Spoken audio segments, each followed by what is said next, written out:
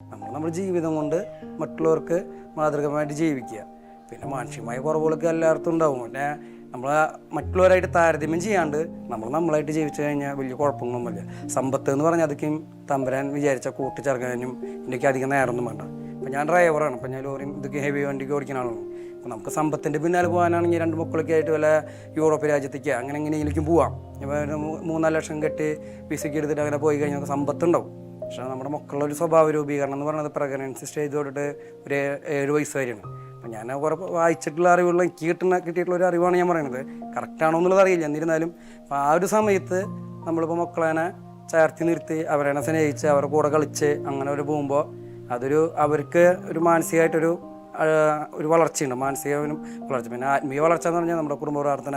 അതുപോലെ തന്നെ ഇപ്പോൾ നിങ്ങളുടെ 4 മക്കൾ നമ്മൾ ജെറുസലേം ബൈബിൾ ഗ്രാമത്തിൽ വചനം പഠിക്കാൻ വിട്ടായിരുന്നു. അപ്പോൾ ഞങ്ങളെ ബാലവാടിയിലേക്കൊന്നും വിട്ടില്ല, അംഗൻവാടിയിലേക്കൊന്നും വിട്ടിട്ടില്ല.